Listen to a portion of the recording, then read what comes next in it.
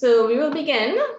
Good afternoon, everyone. Welcome to the UWI FIFA CIES Sports Management Public Lecture, hosted by the Department of Management Studies. We are so glad, as always, to have you to join us.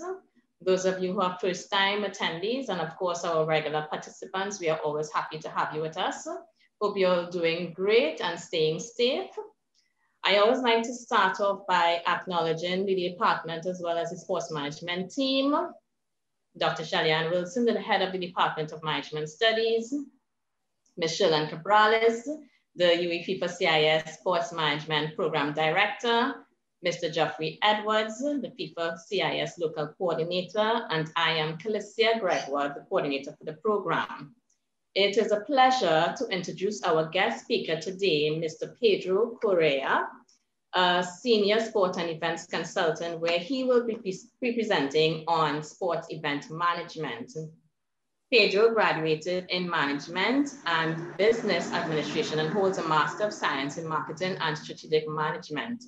With over 20 years international experience, Pedro has held several top positions, managerial positions involving the planning and implementation of mega sport events, such as European Football Championships and other UEFA competitions. 4 FIFA World Cups, Rugby World Cup, Asian Cup, and the IOC Summer Olympics. He was also the General Secretary for the Portuguese Football League. His experience also includes managing and motivating large multicultural teams towards successful deliveries. He was appointed Tournament Director for the FIFA 2022 World Cup in Qatar, with a large focus on early stage planning and budgeting in order to prepare and deliver an integrated tournament operational master plan.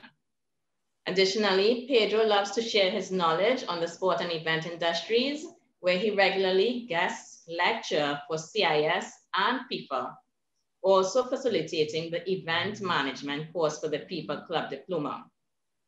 Before we get started, just to provide the housekeeping tips during the lecture, if you have any questions or comments, please type in the chat, as we will be fielding the questions from the chat. When sending your message, ensure that the recipient is set to all panelists and attendees.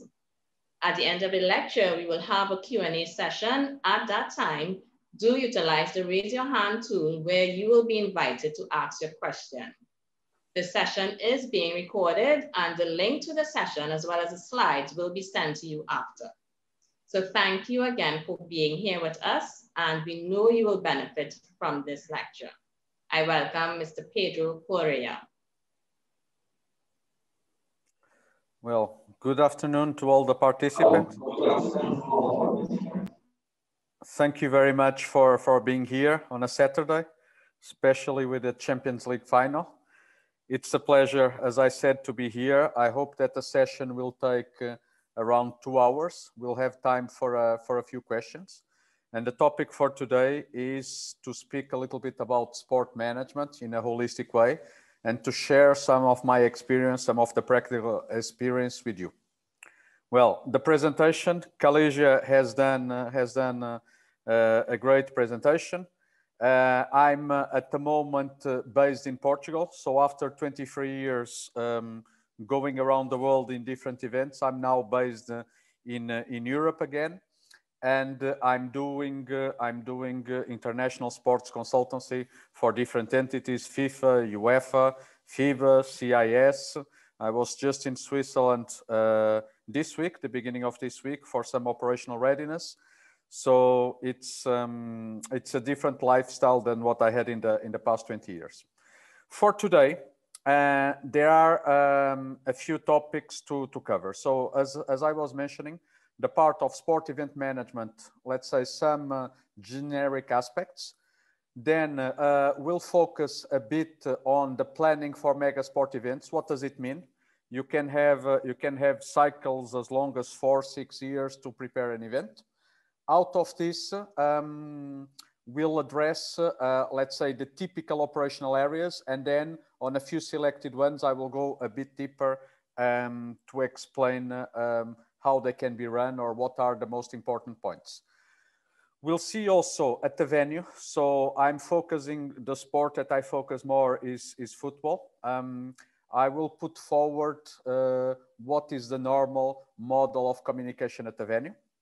We'll speak afterwards what I was mentioning that I was doing for CIES, the FIFA Master this week, about operational readiness. So basically, you prepare the events for several years, but you only have one chance to get it right. So operational readiness is something that is important to make sure that the venue teams are ready to go and will implement a successful event.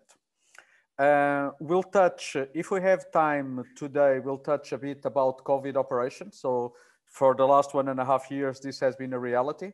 And just to pinpoint some of the most important aspects, what changes, what are the different, let's say, realities that we have, how to address that. And then in the end, some key takeaways and the opportunity for questions and answers. I will stop in some, after some of these chapters are done, and see with Kalisha if there are any questions on the chat, and we will have the opportunity maybe to grab 1 or 2 questions to answer, to discuss a little bit. Very well, sport event management. I started by looking what has been done in Trinidad and Tobago. I've seen that there were some events already, well, starting from the late 70s with the Netball World Cup. Back in this century already, so in 2001, there was the FIFA Under-17 World Cup, and the last large event was the Cricket World Cup in 2007. So I'm sure that there are still people that remember some of these events and people that had some nice experiences that will relate to what I'm talking today. When we are talking about events, you know, we need to define a little bit, because there are different possibilities. You can have congresses, workshops, galas, draws. You can have single sport events like football, but you can have also multi-sport events like the Olympics. You can have tournaments, the one that is about to start, the European Football Championship, so the Euro, and then obviously some other types. So it's a wide range when we are talking about events. As I mentioned earlier, I'm going to focus a little bit more on football. I will give you a reference event to have, let's say, a point, a sort of a benchmark to relate to. Now, what factors influence the form of delivery of different event competitions? There are different aspects that need to be taken into consideration in terms of the profile of the event. One of them is obviously the competition profile. Okay, if it's a World Cup, if it's a local event, what are we talking about? The global revenues of the event. So the higher the revenues, the more complex, the more let's say, the more aspects you will need to pay attention and to deliver up to a certain level. This is related, normally the revenues are related with the organizer's rights. So the more rights the organizer, the more properties the organizer has to sell, the higher the revenues. It means that there is a certain marketing complexity. If I'm seeing a league match in a country, of course, it's still the same match with the 11 players aside, the ball, and 3 referees at minimum, but it's implemented in a very different way. The marketing complexity is also linked to, let's say, the broadcast and media interests. They are all connected. And of course, there could be some other factors, but these 5 ones that I mentioned are the ones that are going to determine the profile of the event and how careful the organizer needs to plan to deliver in order to satisfy all of the stakeholders. When we talk about a mega sport event, there are 4 aspects. There is a lot of literature, there are different notions, but I would like to emphasize 4 aspects that define a mega sport event. One is the attraction of a large number of visitors. This is normally to the host country. So it's not an event that is local, that is regional, that is even national. There is an element of attraction of large number of international visitors. Then the second aspect, it's a wide media reach. So big part of the globe is interested in this event and is watching it through TV or some other channels as we have nowadays. There is an element of a high cost level. It's linked to the profile of the event, as I was mentioning before. The more complex, the more interest there is, probably the higher the cost for the delivery. And then lastly, it normally has a high impact on the host country. Of course, there can be some exceptions. We have now the European Championship, the Euro, which is a mega sport event. But in this case, the impact on the host country is not very large because it's being played in, if I'm not mistaken now, it's 10 countries around Europe. So if it was only in one, the impact would be much higher. But even if this characteristic is not specific for this Euro, it's still considered a mega sport event because all of the other aspects are here. Okay, so we try to do a definition of this. Now, another aspect that is important when you are planning, when you are deciding on how to implement a mega sport event, different aspects that you need to consider. Who are the stakeholders? What is their relative importance? What are the aspects that they are connected to, that they are interested? Then you need to think as an organizer, what is the delivery impact on some specific measures that you are planning to implement. You need to consider from a strategic planning point of view, what are your priorities? And this in turn takes us to service levels, which I'm going to show you a few examples. And the service levels mean the allocation of resources, and the allocation of resources can either be financial resources, but also human resources, people that in the end obviously have a financial implication. What are the stakeholders, before going to the examples of the service levels, what are the stakeholders that we can have in a sport event management, in a mega sport event? Well, we have for sure on the one hand side, the group of players, athletes, you know, the participating teams, the governing body, international federations, national federations. So the more sportive side. Then we have another group of stakeholders, which are composed by fans, sponsors, the local organizing committee, the event staff, the VIPs, either local or international, corporate guests, so meaning like people that buy hospitality packages. You have for sure broadcasters and media. Then you have a group that is related to the host country itself, so hotel, airline industries, suppliers, the venue owners, the host cities, the local population as a whole, NGOs of this country, the host country government, and then obviously you can have other groups, but this is a fair reflection of the stakeholders that we need to take into consideration. So what does it mean, the service levels? What does it mean, the decision that the organizer needs to consider? Let's suppose I'm giving you an example of 3 different stakeholders: media, VVIPs, and general admission ticket holders. And then if I consider some functional areas, for instance, IT, catering, accreditation, the organizer needs to define per each of these stakeholders what level of service he or she is going to deliver. So for instance, media.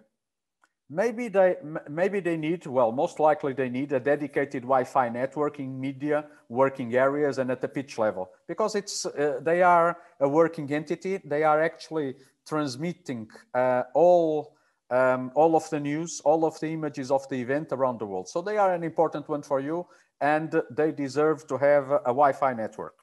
VVIPs, it's another important stakeholder. They also determine the success of the event. Let's say this local organizer committee decides to have a dedicated Wi-Fi, for instance, with a bandwidth of 500 gigabytes network. If you go to the ticket holders, they are obviously also an important group, but they have different characteristics. For instance, the decision is to reinforce the stadium public network, so they don't have anymore a dedicated network.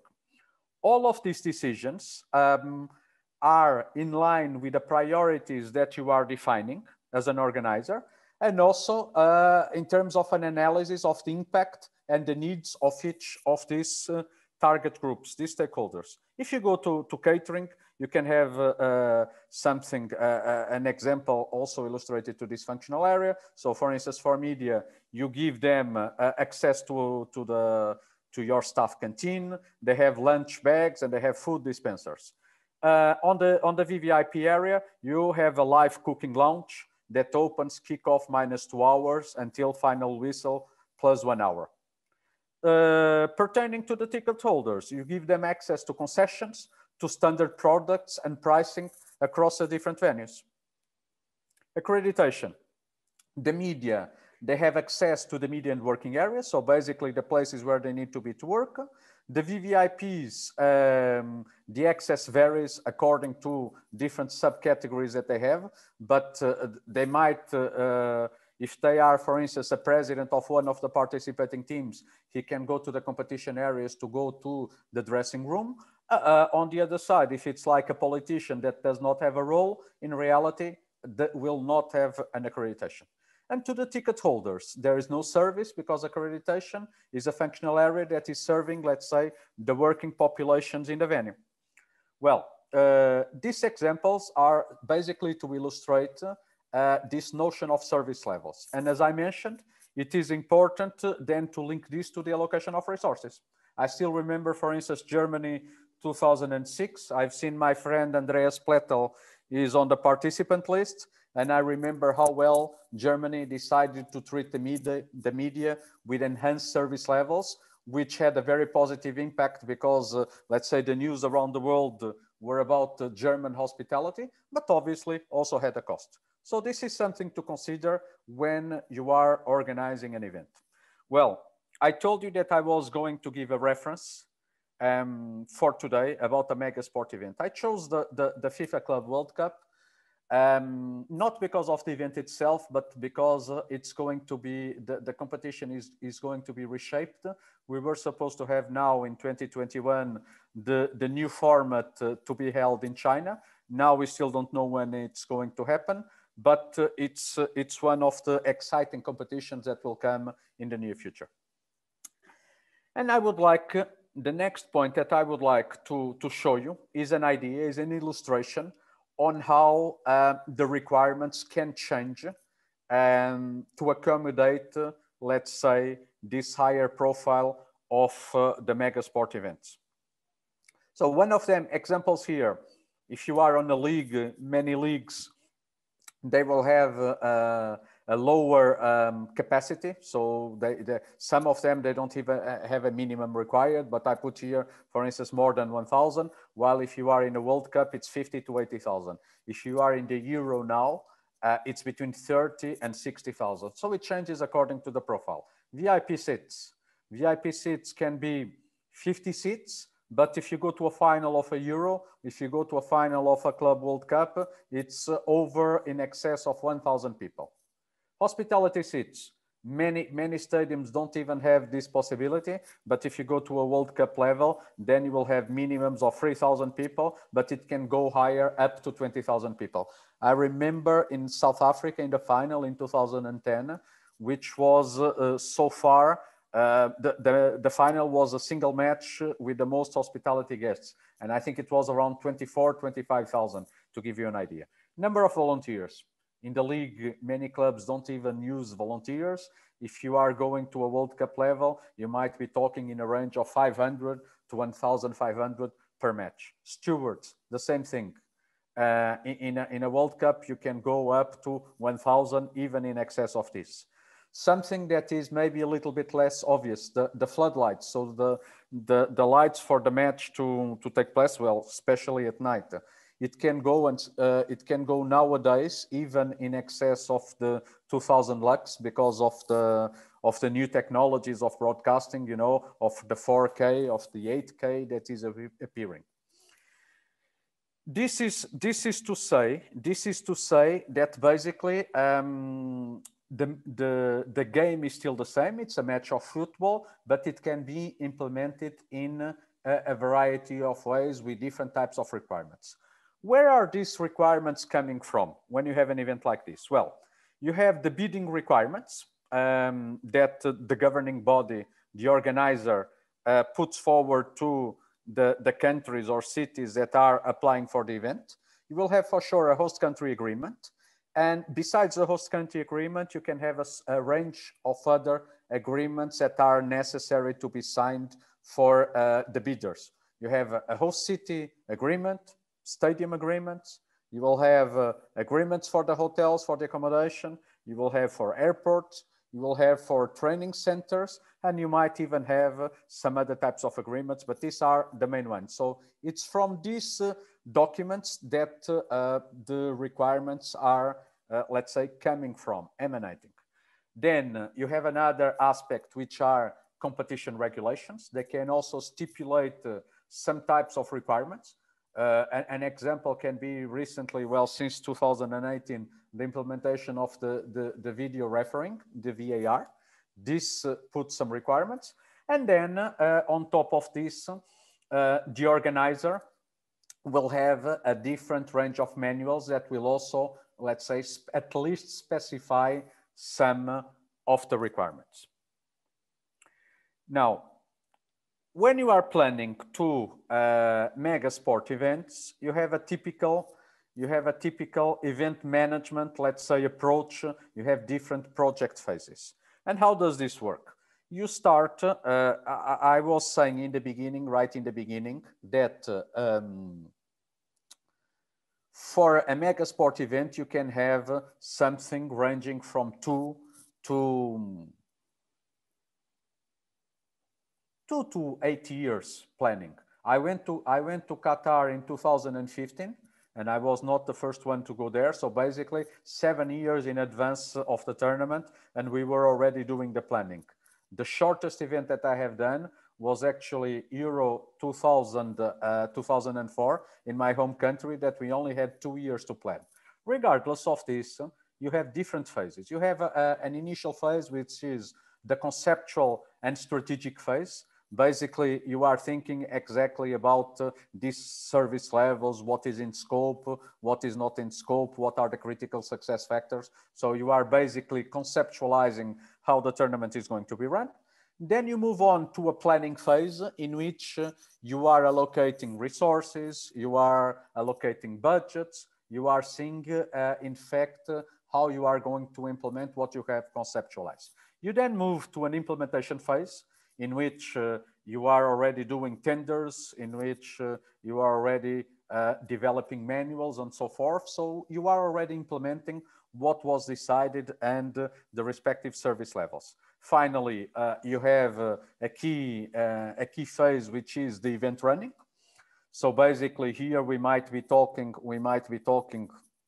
a few months, might even be 2 months before the event and 1 week after the event. So basically when you start to do the setup, when you start to prepare everything, and then obviously the games themselves, and then you have the post-event. So de-rigging, debriefing, and so on. What I would like also to call your attention to is I'm speaking under the scope of mega sport events. However, for smaller events, these phases still apply. The phases can be shortened, especially the conceptual phase, if you have a repetition of event, but it's still the same. I remember I was doing a League Cup Final Four, which means semi-finals and a final. And it took me, instead of these 2 to 8 years, it took me with a team I would say 6 months to prepare, and in a shorter time frame. But these phases were still present. So it's something important for you to consider when you are doing an event. Now, this is a slide, you will see it a little bit better afterwards. This is a slide with a lot of information. And basically what is being said here is on the first column, you have different key projects. First is program management, knowledge management, information management. Second one, Budget management, you have one area there with workforce, event training, target group management. Target group management is an area that deals very much with the levels of service for the different target groups, so for the stakeholders. And then you have other generic projects. And what you see here are the different phases and basically a summary of what they need to focus on these points. So giving you some examples like program management in the conceptual phase, they need to establish a master project plan baseline. They need to have a top-down approach, so basically telling to the people that are coming what needs to be done. They need to engage in risk management process.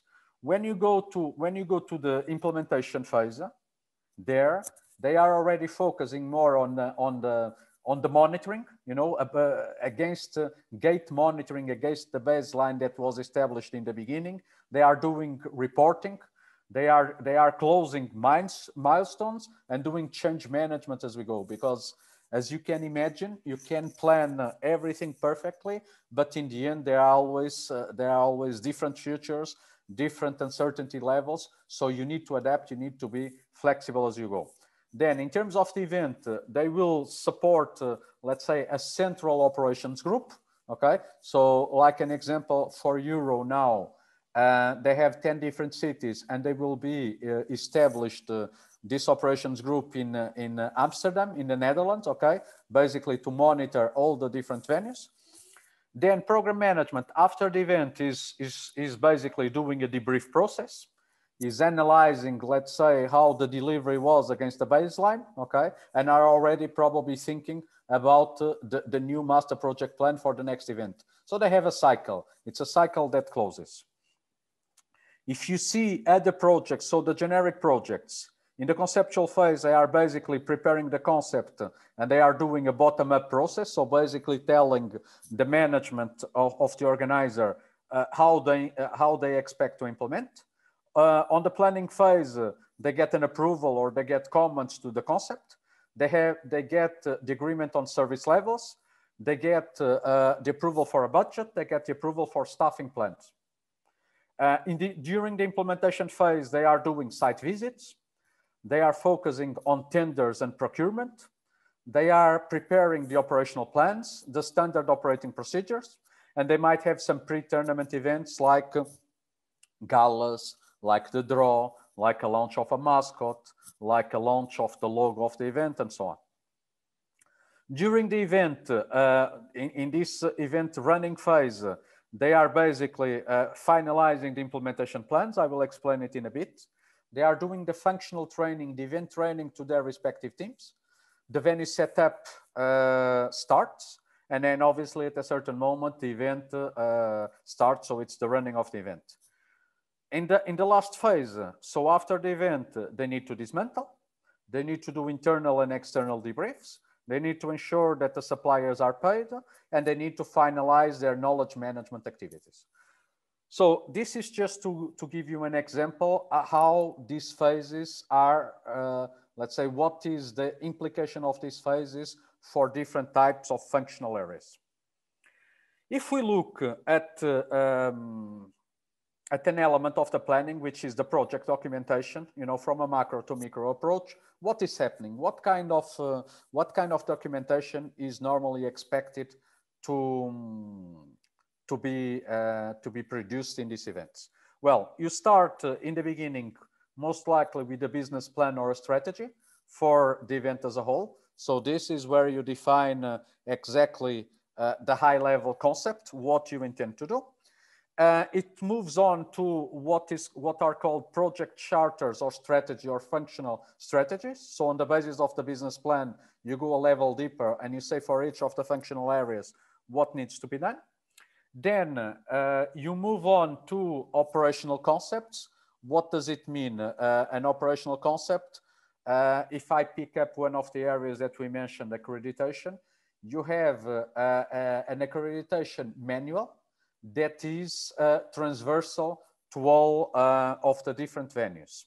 So this leads into the operational manual. So basically you are saying on how accreditation is going to be run. And the final document that you need are the implementation plans. What is an implementation plan? So you have an accreditation operational manual that says basically how the whole venue team is going to use the accreditation across the different venues. But the implementation plan is the specific plan, venue by venue, on how this functional area, so accreditation, is actually going to be run on site. So it has to do with definition of zones, which if they are consistent across the venues, the definition is specific to each of the stadiums. The dot plans, maybe some aspects where the accreditation center is going to be located, entries to the venue, and so on. So an implementation plan is a plan specific to the stadium that in reality is applying, let's say, the definitions in the operational manual. This is just an example. I will not focus so much on this, but basically it gives you an idea from a documentation point of view when the different documents are due. So I start from the end, December of the tournament year. Okay, so TY is tournament year, and then you see there, for instance, operational manuals and standard operating procedures are supposed to be in December T-1. Okay, so basically no longer than 6 to 9 months in advance of the tournament itself. So it gives basically an idea. Now, you need to move. We need to move to let's say the project reporting system, because in a mega sport event, you are going to have hundreds, if not thousands, of people, and you have a large variety of functional areas that we'll see in the next chapter. And it is important, basically, to keep a certain control on how the things are going. So you need to see from a project management and risk point of view how the things are moving. So it is important to align. This is an example of a generic reporting system. It is important to align the reporting between the project leaders and the project owners' needs. So the reporting mechanisms, the reporting visuals need to be aligned to the level of detail that they need. The reporting cycles may vary depending on the phases that we are talking about. So you might start with every 6 weeks, every 2 months having a reporting, because in the beginning you don't have still so many people on board and still so many things that already started. At a certain moment, you will go for a cycle, a reporting cycle, a monthly cycle. When you are closer to the event, again, now you are doing the implementation. So basically, you enlarge the reporting cycle, and at a certain moment, you kill it because you are not reporting anymore. You are now implementing and running. It is important to implement effectively a RACI approach. So who is responsible, who is accounted, who is consulted, who is informed?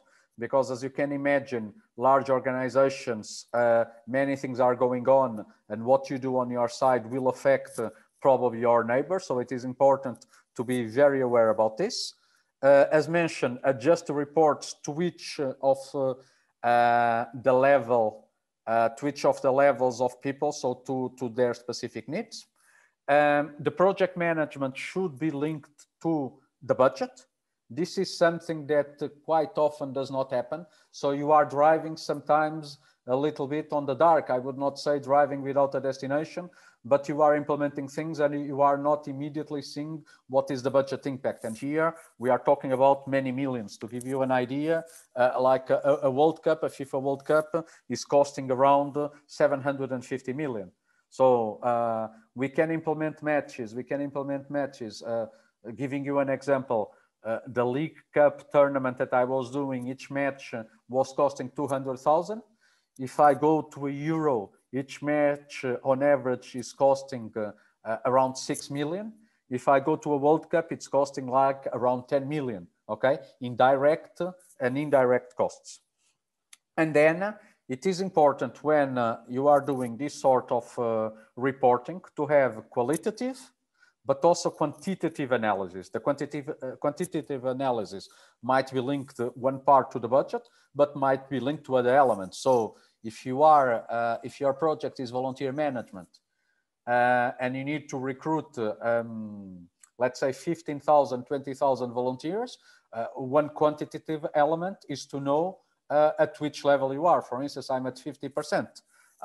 We have recruited 50% of the volunteers required. So this is the quantitative aspect.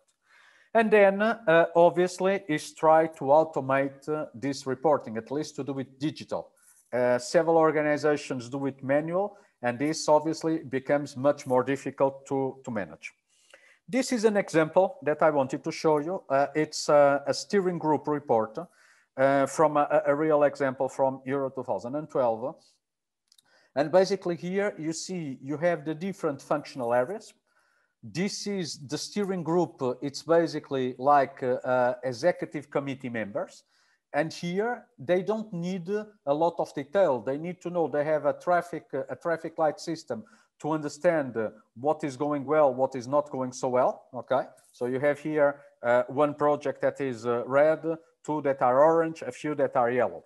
And then they have some basically visuals, a very small description on what is going on, what is the status, but then they have visuals on scope, on accomplishment of dates, on the confidence of the project manager on this project, and on the budget itself, okay? So it's an example of adaptation of the level of information to, let's say, a reporting group that is on the pyramid. So they don't need so much information, just an overview. You have other types of reports. This is an example from, well, actually from China, from the FIFA Club World Cup. And in this case, it's like a report, a specific report on stadium, okay? On what is the let's say the development, the construction of the stadium, the readiness looking like. The first one was about a single stadium. Here you have again a report that is suited to a higher level, a more macro approach. So a traffic light system and all, in this case, the 8 stadiums that were going to be used for the tournament.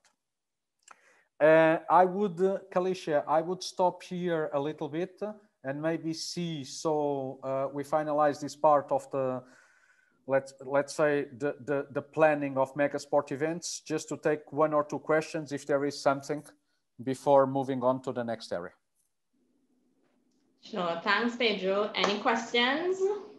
We didn't receive anything so far, so let's see if anybody has anything to say at the moment. If you have any questions, please write it in the chat box.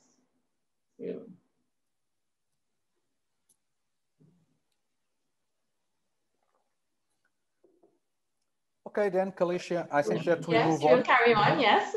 Yes. So the idea now that we talked about, let's say, the project management, the different phases of planning for a mega sport event, is to talk, to show you a little bit what are the typical operational areas that are expected. First, you have a distinction of functional areas that operate in the stadium. Okay, so that they are operating in the stadium or in the vicinity. You have here ticketing, event transport, volunteer management, accreditation, safety and security, media operations, and so forth. And then you have also the outer venues. So basically, obviously the focus is in the stadium, but in the meantime, there are several other venues that need to be operated and are also important for this notion of service delivery to the different target groups. So this is an example you have here. You have an LOC headquarters, a command center, a target group coordination center, whatever name it's given, and then you have different cities. So looking at city 1, what kind of venues do you normally have in each of these host cities? You will have for sure hotels that will have areas of accommodation, welcome and information center services. Sorry, You will have hotels for different groups. So if it's a VVIP, it will be a luxury hotel. If it's a media hotel, it will be probably 3 to 4 stars, something like this. You have a connection to the airport, in which event transport is obviously very much involved. You have a connection between airports to team-based camps or to team transfer hotels. You might have a fun zone. And here you have public transportation, you have event transport, you have team services. And in one of the venues, I put here in this first venue, you will have an international broadcasting center. So where all the, well, the technology is changing, but where all the signals normally went from the stadiums, and they were broadcasted around the world. And of course, there are the obvious connections to the stadiums. And this model is then replicated more or less, with the exception of the IBC, that usually it's only in one of the host cities, is replicated to the other existing cities, okay? Here I'm having a model with 8. I remember Brazil, we had 14, Russia, we had 12, so it depends. Now, what areas do we normally have? This is coming, let's say, from a FIFA setting. The names and how the areas are allocated might differ a little bit from organizer to organizer, but even for other events that I was doing, like an Asian Cup in Asia, obviously, a Rugby World Cup, most of these areas in reality they exist in the IOC, in the Olympics. But obviously different sports will have specificities. So for football, you have like venue and stadium management, technical and overlay services, maps and plans, which can be integrated or separated, safety and security, ticketing, accreditation, hospitality, and so forth. You have elements like more competitions, medical and doping matters, transportation and parking, technology and football innovation. This is the area from FIFA where they have the VAR, the goal line technology, several things like this. Ceremonies and entertainment in the stadium, spectator services, VIP services, signage and decoration, marketing operations, volunteers, and so forth. And then you have some areas that are probably the ones more in the back office or outside of the let's say, the stadium itself. So those areas that I showed you. Team services, accommodation. You have communication, digital and website. This is probably in center headquarters. You have fund zone. You have sustainability management. You have the workforce management, project, budget, legal, and eventually other projects.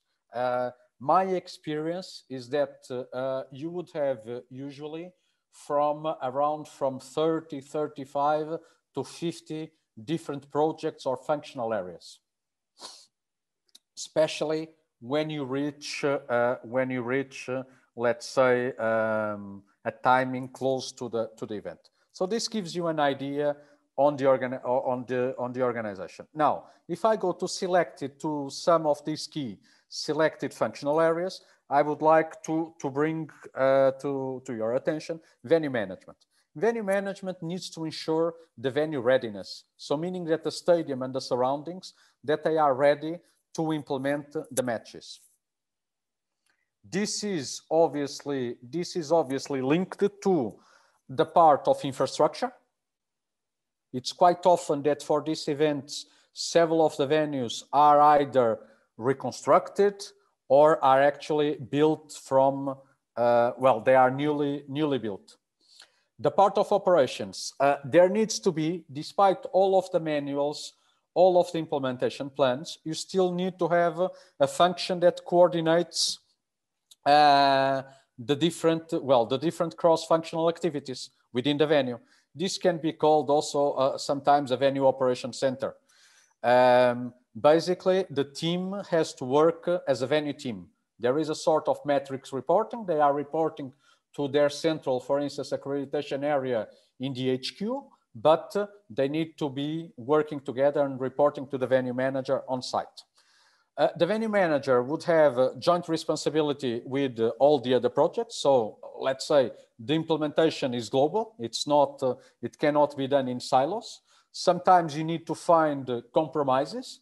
As I was saying, what one area is doing might heavily affect another area. So it is important to keep an open mind. And then there needs to be a level of efficiency and synergies across all of these projects' functional areas. Guarantee of good communication with all parties. So let's say FIFA as a governing body for this event that we are talking about, the local organizing committee, but there are also other stakeholders in play. It's the host country and the host cities. They might have an impact. They might even be the stadium owners, the stadium staff, and so on, and other people that will belong to other groups. This means issue resolution and arbitration. So it's not uncommon that you have situations in which different areas might be fighting to have the same room, or might be fighting to have to pass, for instance, closer to the VIP area. Let me give you an example. In FIFA, the concept, the strategy is that VIP and especially VVIP are completely isolated from the other target groups. So they have an exclusive area, an exclusive infrastructure, which is the VIP tribune. In UEFA, this is not exactly the same thing. They are, the VIP areas are very much, let's say, from a physical point of view, very close to the hospitality area. So there will be some crossovers of some of these target groups. And sometimes there are differences of opinion in terms of what can be done, what should not be done. And then another thing that the venue management is important for, not necessarily the venue manager on the venue, but the central function, is to deliver standard operations and level services to all of the clients across all of the venues. What does this mean? It means that if you are in Stadium A, and then you go to Stadium D, which is 1,000 kilometers away, and the stadium is obviously different, the same client should have the same type of service or a very similar type of service. Okay? This is important. And especially remember, we were talking about the marketing complexity, the organizer rights. So we are talking here about commercial partners, what they are entitled to, how they will be served. And it's very important for groups like this that they feel that there is an homogeneous approach, and that it's not different tournaments, only one tournament. I have participated, well, we were seeing about the Cricket World Cup that happened in Trinidad and Tobago, so in multiple countries. I participated in some events in which you had more than one country. I don't know, let me say Poland and Ukraine.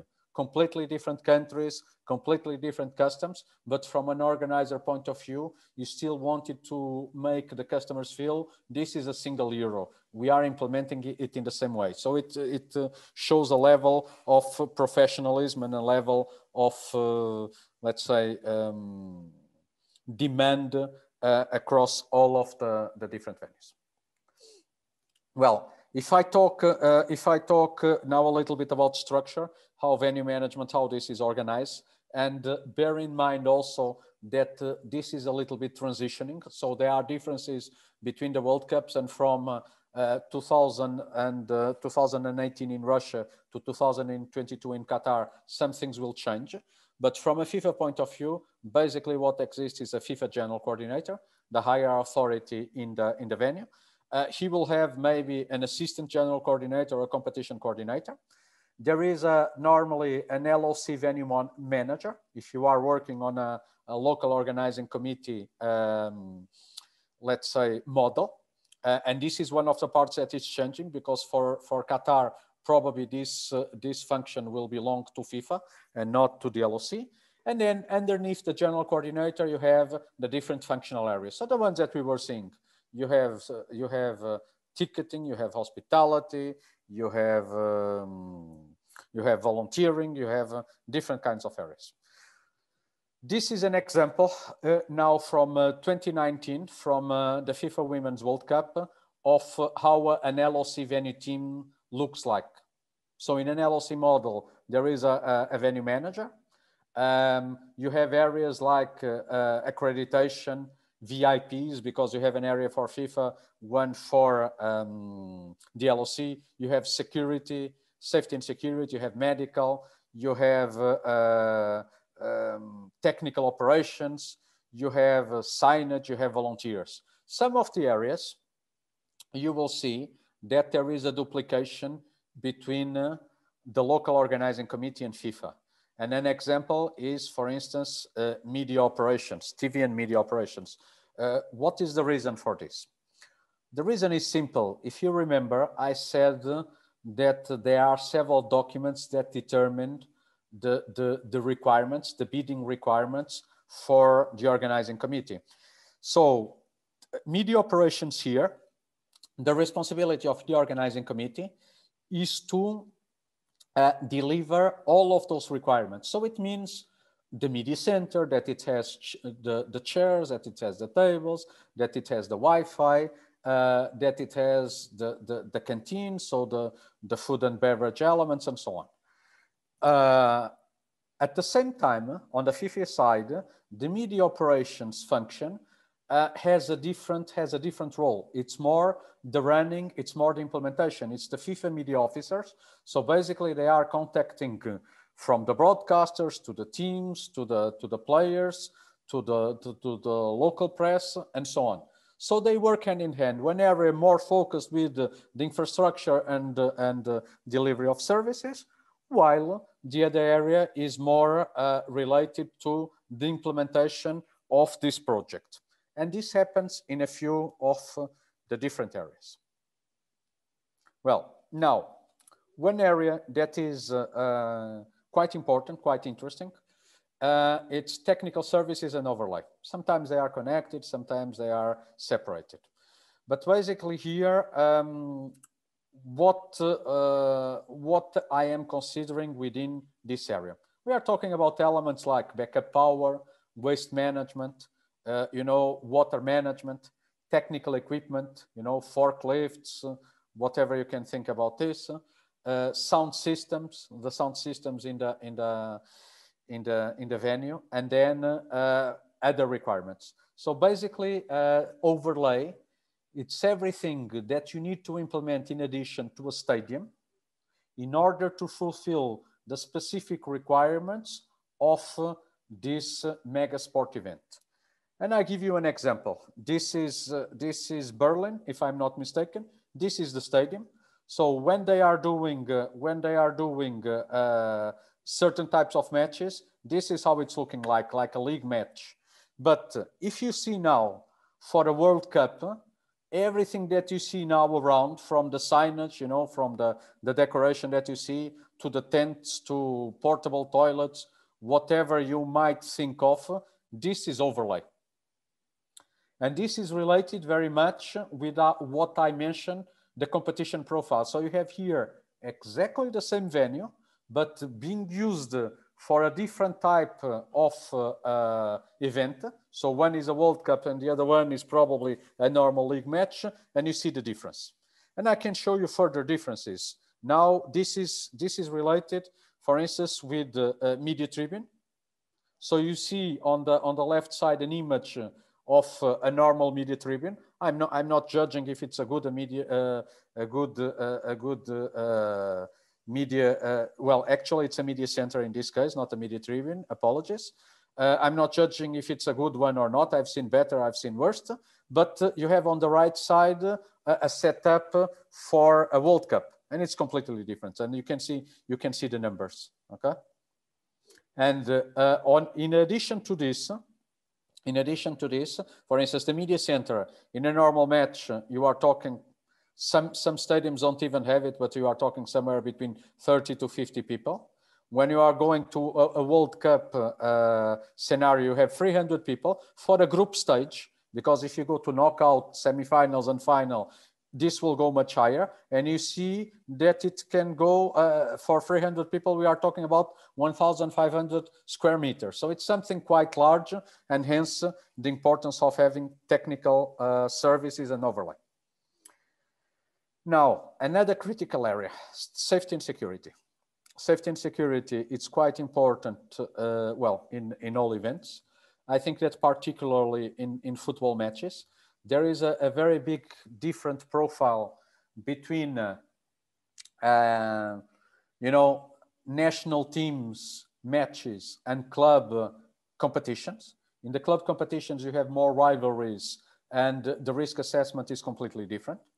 So safety and security takes care of about what? Private security, stewards in the countries that have it, and according normally to local legislation.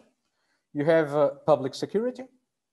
You have then not only medical services, the blue light organizations. So for instance, also the fire brigade. They will have an element, a position, which is a team security liaison officer. So a person that is appointed from a security point of view to be with each of the participating teams, you know, that facilitates police escorts, that highlights any problems that might happen. You have elements, another elements like traffic perimeters. I have a picture to show you in a while about this, and then other aspects. Okay, this is the core scope in a nutshell about safety and security. So the traffic perimeter, here it is. I'm actually going to show you the second picture already. So a traffic perimeter, when you do a World Cup match, you don't want people that have nothing to do with the match getting very close to the venue. So the traffic perimeter is, as the name says, a perimeter to prevent vehicles, non-authorized vehicles, to enter inside. Okay, so you have there a vehicle checkpoint, VPC. You have then other types of perimeters. You have a security perimeter. You can see on the right side those white tents, which are basically the mag and bag. It's where the people are checked for, well, their bags are checked, maybe where you have X-ray detectors, you know, X-ray machines, metal detectors and X-ray machines.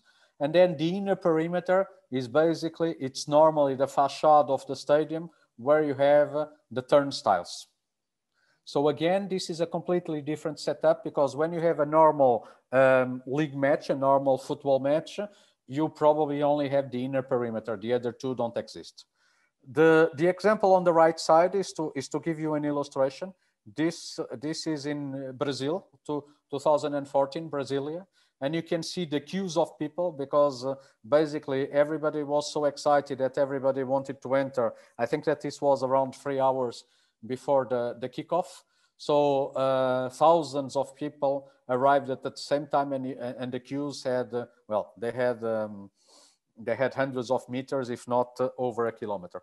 Just to give you an idea, going to the Megan bags. Now, another area that is crucial for a football tournament is competition management, and I put here team services. Sometimes, again, because of the profile of the competition, they are considered two different functional areas. I put it here together. So they deal with what? They deal with matters pre-tournament, like match schedule, like competition regulations. They define jointly with venue management the competition areas inside the stadium, so indoor competition area and the outdoor competition area, so the bench, technical areas, warm-up areas, and so on. They do a liaison with the participating teams for site visits to the host country. They do a liaison with other match officials, so basically referees, anti-doping. During the event itself, it's the countdown to kick off on the match. This is something very important, and especially with multi-million dollars broadcasting contracts and sponsorship agreements, it's very important to start on time, because the TVs have done their programming on the basis of this. They also deal with team training centers and hotels. They have elements of ticketing pertaining to the teams. And then other aspects, like what you are seeing here, for instance, the team buses and so on. So they need to coordinate with the event transport to have this.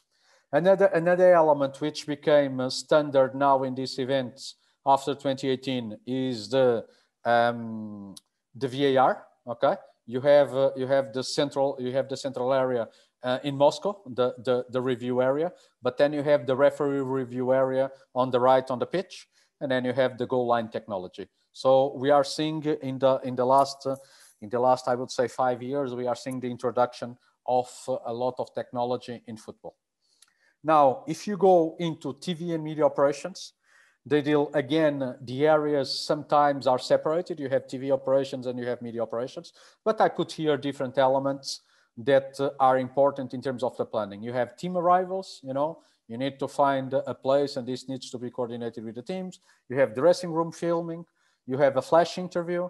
Flash interview is sometimes something that goes very wrong because the cameraman is not focusing on the flash backdrop. Okay, so you see, I don't know, you see cables, you see pipes, you see whatever around. So this is a good example that we have here. Then you have the mix zone. So basically, after the match, all the players and the coach going to the bus, they need to pay there, and it's an opportunity for, again, different types of media to have interviews. You have the media tribune.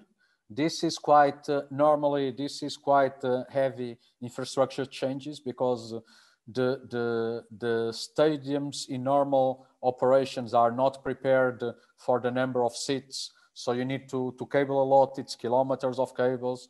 You need to ensure that you have tables with desks, with monitors, with power, with Wi-Fi, and so on. You have a press conference room. You have here then some aspects more related even to the TV side. So you have the broadcasting operations, the camera platforms. To give you an idea, a normal match can have many matches are done with, let's say, 5 cameras. If you go to a World Cup, you are talking in excess of 35 cameras. So this means that you need to have probably many more camera platforms. This has an impact on ticketing, on the visibility, on the seats that you can sell, and so on. You have pre-match or stand-up interviews. You need to have TV studios, you know, with an unobstructed view to the pitch.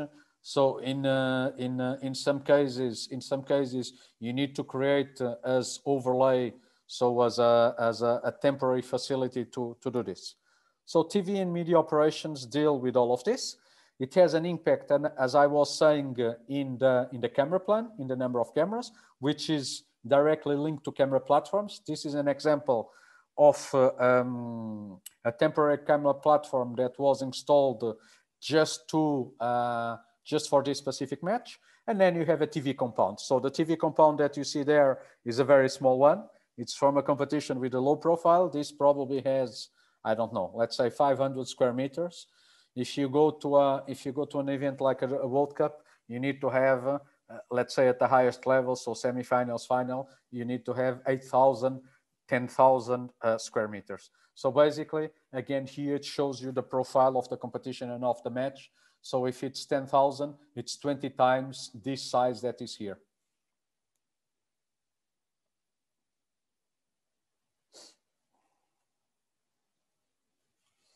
Now, something related to more the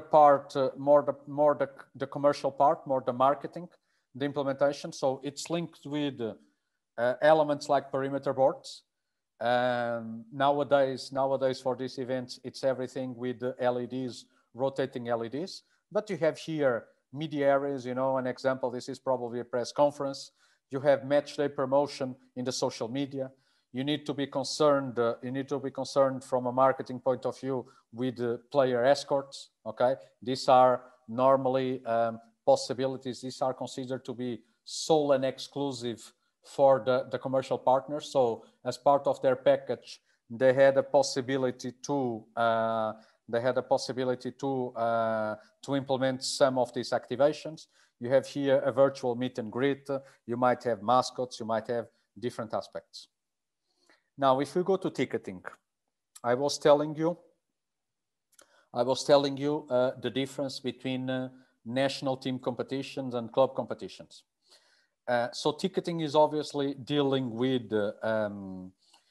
dealing with all the seats and the price categories that will, let's say, be in place for a tournament. That normally, again, it's a division of the stadium in a very different way than for standard normal operations. These kind of tournaments normally have 3 or 4 price categories.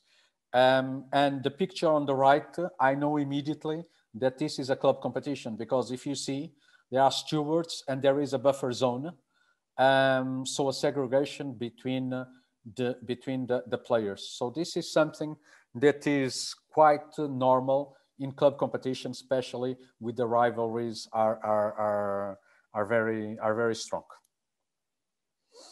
Now, another thing regarding the tickets normally have a high demand. I can give you an idea that on average, for a World Cup, getting a match, getting a ticket for a final, you are looking probably at the probability of around 2%. You have phenomena, you have elements with the secondary market. So in some cases, the tickets, in terms of the security features that they have, they are as secure or sometimes even more than a banknote that you have. And here I've shown you a concept which is different colors for different groups. So you have VVIP on the top right side, so which is like sort of golden. You have sort of silver for VIP. Then below you have hospitality, which is green, and you have media that is yellow. And this is also related with operations, because it's easier for the stewards, you know, to identify the colors and immediately to know if the person is on the right place, if the person is not on the right place. Besides, on the media, there's another thing, because the ticket, you can only enter with this ticket if you have an accreditation. We have seen in the past, you know, media tickets that end up in the public. And then if a person comes and does not have an accreditation, you know that this was a reseller or something like this, that this person cannot be in that area. So there is a lot going on the ticketing side on these elements. How does it work in terms of access management and the validation process? Remember that I said that you have different perimeters. So the first check, it's not here, but it's in the traffic perimeter, that no vehicles can enter if they are not accredited. Well, assuming that they are walking, they approach the outer security perimeter. They go to the MAG and back. There is a first check if the ticket is valid for that match and for that stadium. If it is, the person can enter the outer perimeter, can be on the concessions, can be on the merchandising booths, on the activities that are around. The tickets normally are also color coded according to the stands, so you know where to go. At a certain moment, I decide to go to the inner perimeter. So you have there either turnstiles or mobile readers, and then there is an electronic check. And basically, either it's valid or it's refused, and there is eventually a reason. Maybe this ticket was identified as being stolen and it was voided. For instance, it's an example. The people that are doing the ticketing, they are normally in coordination with the stewards for the security checks, and they also need to be prepared if, let's say, the electronic turnstiles, if they fail, to go on to a manual process. And this needs to be something that is trained, and it's very fast implemented. Okay. Not to create any kind of dissent, any kind of confusion with the public that is around. Another element that is important in a mega sport event is the fan experience. And the fan experience, it starts immediately. Let's assume that you are an international fan. It starts immediately when you arrive at the airport of the host country. So how you are welcomed. Do you have, is the ticket like maybe a visa to enter this specific country? Do you have like dedicated channels to go through customs, immigration, how it works? And then it moves forward, you know, to the host city atmosphere, what is around, to the public transport, how is it organized? Is the ticket valid? Does it give you free access to public transport, for instance? And then it moves to the stadium and its vicinity. So elements like signage and wayfinding, the people have never been there, so it needs to be, let's say, easy to find their seats. Megan bag, you know, how is this flowing? How are people behaving? Are they smiling? Are they nice? Or are they sort of more aggressive? And then it moves, you know, then they need to find their row and seat level. So you have the spectator services around. Very much linked with this fun experience. It's the element of the fun zones. The fun zones, it's a phenomenon that, from my point of view, started with more emphasis since 2006 in Germany, that you had, I think, around almost 20 million people. And the concept behind this is that, as I mentioned, the percentage of the probability of getting a ticket for a final is very low. So basically, there are many people that will have to see the event remotely. So why not, instead of being at home, why not creating a fun zone with more exposure to the commercial partners, creating a safe and festive environment for the people to enjoy it. So nowadays, it's a very important part of an event like this. Well, especially in football, it doesn't work in all of the events. It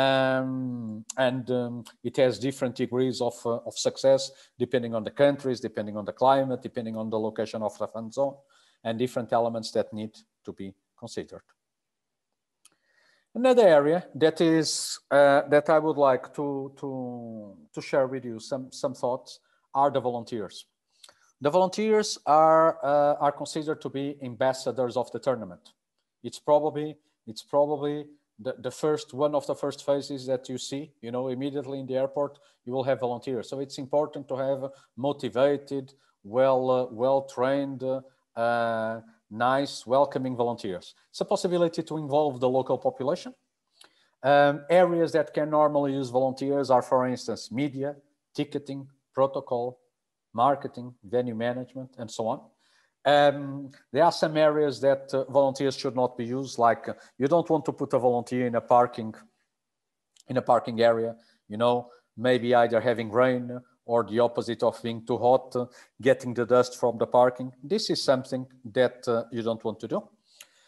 Don't forget, it's important also not to forget one thing. A volunteer has a cost, because you have recruitment costs, you have training, you have motivation, you have uniforms, you have catering, you have all these kind of things. So there is a cost for a volunteer. I calculated once for a tournament, and a volunteer that is working for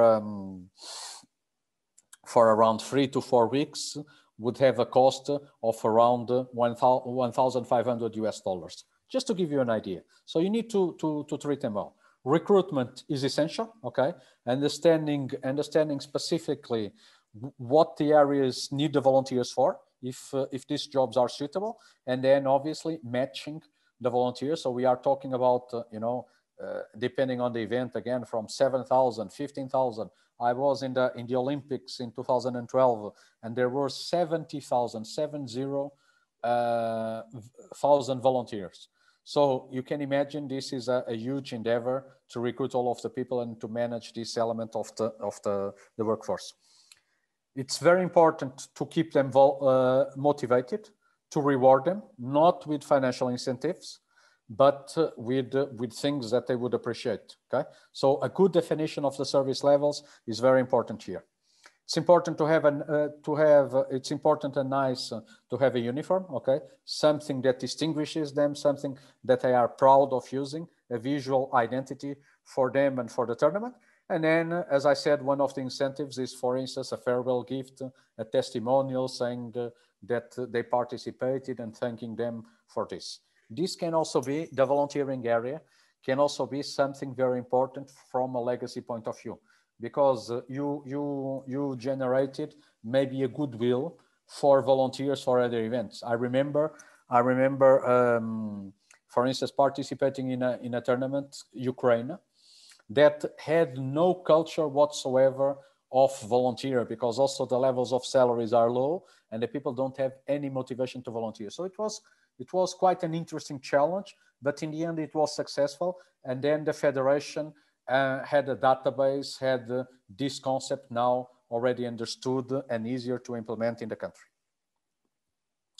Another element, and also linked to a certain extent with a fan experience, are the ceremonies and the fun entertainment.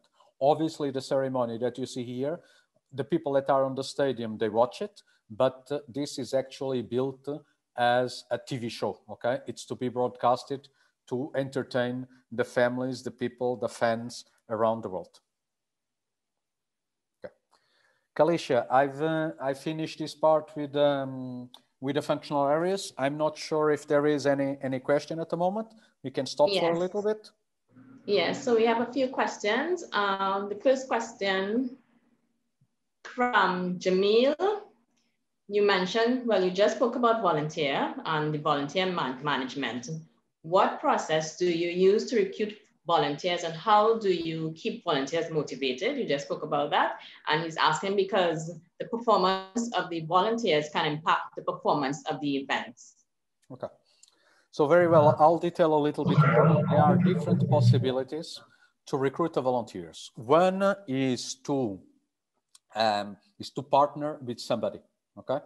I've seen cases in which you partner with a host country entity like a Ministry of Youth and Sports. Sometimes they have databases of volunteers. So it's a possibility it could be a starting point to recruit. Another thing is to partner with like a recruitment agency, you know, like a sort of an ADECO, something like this. So I've also worked as part of that. For instance, you can even have, in some cases, you can even have ADECO as, or another agency as, you know, like a local commercial partner, a local partner that provides these kind of services.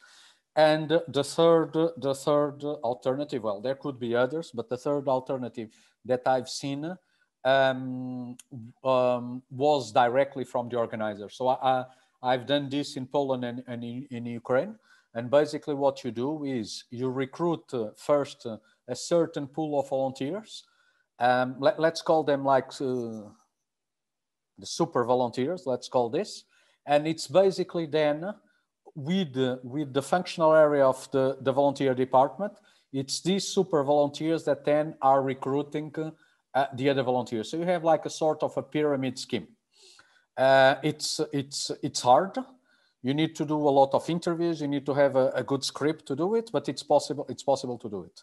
We had around in this event, it was to recruit, if I'm not mistaken, like 8,000 volunteers. So basically you had throughout an year, you had interviews during the weekends, during in the evenings and so on. Now, going on to the motivation. The motivation is very important and how it can be done. Because you recruit them and sometimes you recruit them then like 1 year in advance. How do you make sure that they are still interested? So there was a sort of a newsletter, what was going on in the organization. There were event training activities, you know, giving them some information already on what they were expected to do, creating some team building, you know, some social activities. Sometimes you have local volunteers, you have international volunteers, involving them in pre-event tournaments. So like a final draw, like a logo launch, these kind of things. And then during the event, you know, implementing like a volunteer center that they have a space when they are not working, where they can enjoy. So you had like football tables, you had video games, you had many things. You can also link with the commercial partners once again. The level of service about the food. So is it cold food? Is it like hot food? What are the possibilities? All these kind of aspects. So you have a motivation phase that is pre-tournament, basically to keep them still interested in participating in the event. And then obviously also during the event. The tournament by itself, it's already a big motivator, but you need to give something in addition to ensure this. I hope I have answered the question, Kalisha. I have time for one other? Otherwise we move.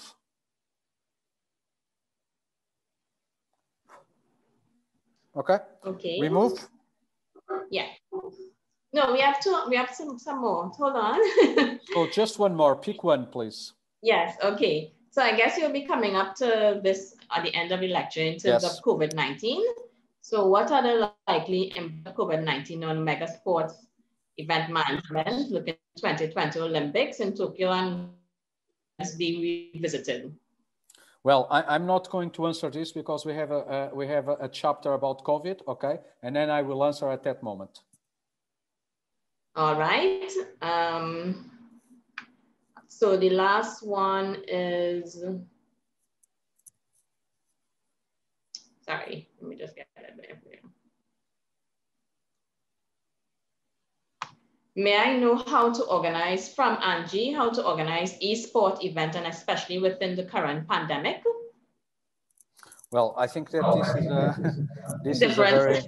this is a different topic. It's yes. a very specific question. Well, I think that COVID does not have such an impact there because anyhow, in many cases, or it's possible to do it remotely. The physical events will be affected, but the other ones can be done remotely. So in reality, I don't think that there is a big impact. It depends on the type of esports that you are doing. So I'll move on and then we catch up with the other question a little bit ahead, okay? I will answer it directly.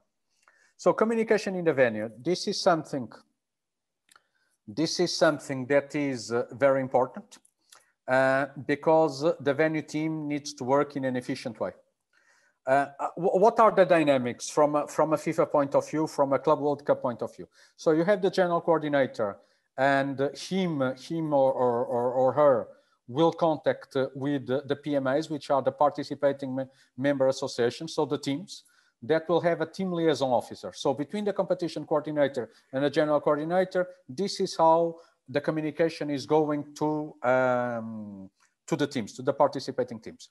Obviously, there are the different organizer functional areas that report to the general coordinator or to the venue manager, depending on how the model is. The functional areas will speak with the counterparts on the LOC, so the LOC functional areas. From the LOC point of view, depending on the model, there is either a stadium manager or a venue manager. This function will have the communication line with the stadium staff. So it's not the general coordinator that is speaking with the stadium staff. The LOC manager obviously links also to his or hers functional areas, okay? And then they will have probably a coordinator or an assistant, okay? There will be one person from FIFA, which is the general coordinator, and one person from the LOC, which can be, depending on the model again, can be a venue manager or a coordinator that are in the bench during the match. And the idea is if something happens there, if there is any kind of crisis, small or big, that basically there is immediately a direct contact with the other people. Now, one thing that is very important when you have 50-something matches in a period of, let's say, 4 to 5 weeks, there needs to be a venue reporting system. And how does the venue reporting system? You have on the right an example that was from the FIFA Women's World Cup. It's like a SharePoint, let's say, questionnaire, which is report for the different functional areas. And how does it work? You can see it on the left. The different functional areas, they report on a metrics approach. First, they report to HQ. So media reports, the FIFA media officer reports to the FIFA media in the HQ, same thing for marketing, same thing for TV, and same thing on the LOC side, security, whatever other areas. And it's a metrics, why? Because you report to HQ, but you also report to the FIFA general coordinator and the LOC venue manager.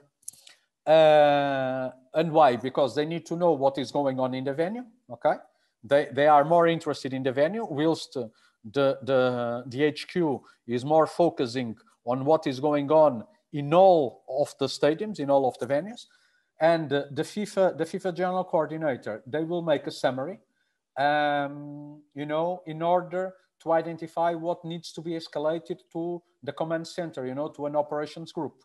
So basically, these people, they don't need to read. So again, you need to have only the necessary information. You need to filter what on a need-to-know basis.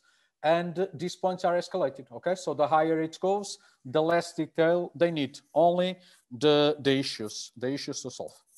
So this is how it works. And basically, after each match, there is a debriefing, basically to identify what can go better, okay? And on the basis of this, these reports are filled in. If there is a venue crisis management, there should be a sort of a process to follow. I've taken this again from FIFA, as the reference was the Club World Cup, and basically it has, let's say, 7 different phases. So the first element is somebody identifies a crisis. This needs to be communicated to the FIFA General Coordinator. The FIFA General Coordinator will need to make an assessment if this crisis is important enough to summon the crisis group. And the crisis group is the General Coordinator, media officer, security officer, the LOC venue manager, security authorities, and in some cases could also be the referee. The General Coordinator needs to identify if this is important enough to speak with the FIFA headquarters, needs to keep the FIFA media officer informed about, for instance, possible delays, to have the connection to, obviously, to the TV, to the broadcasters and to the media. At the same time, needs to keep the LOC venue manager informed so that the local authorities and the local staff knows about it. If there is a crisis meeting, immediately after this meeting, the General Coordinator again needs to inform the relevant parties. So needs to inform HQ, the respective people that are, if it's a competition manager, the competition people. If it's a security matter, the security people. Again, the information to the media officer. The media officer needs to keep the media, you know, informed to a certain level, knowing what is going on and that things are under control. The LOC venue manager informs security authorities, stadium and LOC staff. And the General Coordinator, if he needs, he will inform the teams that are participating in that match and the FIFA members and staff, so the functional areas. Examples of crisis: bomb threat, weather conditions, you know, pitch is unplayable, can be a question of rainstorm, you know, that deem the pitch unplayable, can be just the weather, you know, you have fog. You can have another situation that a team, I don't know, had an accident and is probably late, so there might be a late kickoff. So these are examples of crisis, and this is, let's say, a standard operating procedure, how we would tackle it and what would be the communication lines. This leads me to operational readiness. And operational readiness, well, there are a large number of sport organizations that implement operations and events on a daily basis. The operations are normally based on what? On an organizational structure, on standard operating procedures, and a decision-making process when something could go wrong or goes wrong. How do you fail? How do organizations fail? They can fail because of human error, because the standard operating procedures don't exist or are not complete, because the staff does not know these operating procedures or fails to comply with them, and also because there are contingency situations like these risks that I was telling you about pitch, about accident with the team, whatever. And what can the failure lead to? What might it cause? Well, a reputational damage for the organizer, a financial damage, you know, like the case of the match doesn't start on time, or I had a situation that basically the broadcasting signal failed for a few minutes, and basically you have a contract. Third-party liability, somebody dies on your premises and you might have liability on this, and then obviously other risks. So operational readiness, we are talking here about minimizing the risks. We are talking about investing in tailored operational training, so event training, to handle contingency, but also normal situations. As I was mentioning, a mega sport event might take several years to organize, and then you only have one chance for success in all of the matches that happen in the 4 weeks. So you cannot fail. If you fail, there is no repetition, there is no second chance. One of the things that you can use is as operational readiness methodology are tabletops and simulations. The choice of the methodology depends a little bit on the challenges, the type of operation. Now, what are tabletops? Tabletops are a set of simulated scenarios, okay?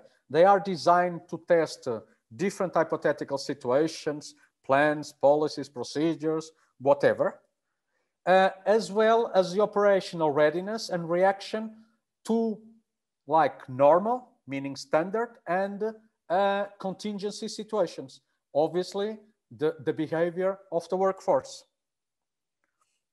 So how is this done? The training is conducted in the form of a meeting, hence the name tabletop. People are around a table. There is a discussion of scenarios that simulate these either standard or contingency situations. It needs to involve the key operational structure. So if you are in a venue like this, it will have probably, to represent all the key functional areas, you will have probably 40 people minimum, but you can have it wider. And the groups discuss, these people discuss as a group how to tackle certain situations. It's a low stress intensity environment because you are in a room, you are in visual contact with the other people, you can talk, you can discuss, you know, it's a fault-free environment. And what for? So it will test these operating procedures, plans, and policies. It will identify if something is missing. It will identify if there are gaps or weak areas. So basically, we are talking here about prevention, protection, and mitigation. It can help clarify the responsibilities. Don't forget that many of the people that come to deliver these events, they might only have joined the organization like 1 month before the event. And then you have a mix of people with a lot of experience, but in other types of organizations, others that have never done it, okay? It allows to test the communication lines and, very important, to test the decision-making process. So in the end, you know, that communication process that I was showing you, who makes the final decision? How does it work in terms of implementation? So you have a need assessment. You identify what are the relevant documents, so the operating procedures, event structures, other information that you might have, like manuals, implementation plans. You identify potential risks. On the basis of all of this information, there is a preparation of scenarios to be tested. You move on to the implementation of the tabletops and the debrief results of what happened with the specific venue teams.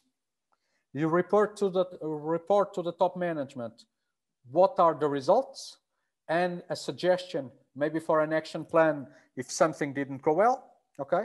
Then the organization, meaning the event organizer, implements corrective measures, and then you do an operational monitoring during the event itself to see if it went well. So I've actually implemented this for the first time in UEFA back in 2006. There was a lot of reaction from people in the beginning. Oh no, this is never going to happen. How stupid are these scenarios and so on. In reality, you know, it is to be expected this reaction to change. But in reality, fortunate or unfortunately, several of the scenarios that we tested happened. We had a hailstorm that destroyed tents. We had a problem of a pitch, I think it was in Basel, that it rained so much that it was basically unplayable. So what to do? We had people that died. We had many things that happened. And the organizer also has a social responsibility to prepare its workforce, you know, to deal with these situations. So the fact that we have done this type of event training facilitated a lot the resolution of these issues. So scenarios that you can have, I already mentioned some: weather conditions, riots between fans, possibility for delay or a match cancellation, which can come from different sources, fan dies, transport accident, strikes in the host city, lack of volunteers for certain areas for match day, tickets, a high amount of tickets that are forged. stock of beverages is running low on the concessions. So obviously they have different levels of criticality. But you can do this at the level of the whole venue team with the 40 people, or even more if you bring security authorities or something like this, you know, for a bomb threat, it makes sense. But you can also implement this kind of event training within a function. You can implement this within the ticketing function. So you are basically talking with all the venue staff, and you are saying, if forged tickets appear, what is the course of action? How are we going to do it? Or the example that I was telling you, the turnstiles fail and you need to go to a manual process. So you train people, if these kind of scenarios happen, how they should react. I have here a short video to show you of an implementation that I have done in a much smaller event, like the League Cup final, and it will give you some pointers on how it is implemented. Just take a look, it takes 2 minutes.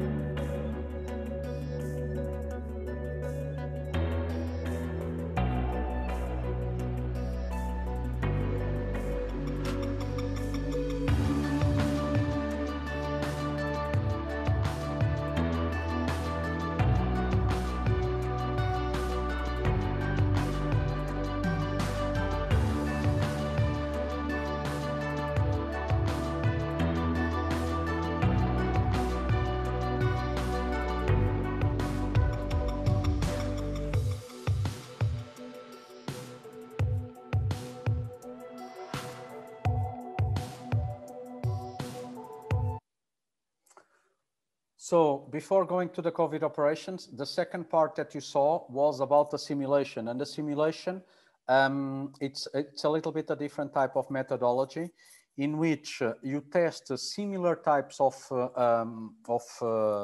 let's say, situations, but you have more pressure. First, you need to use the radio, which some people quite often don't know how to use it.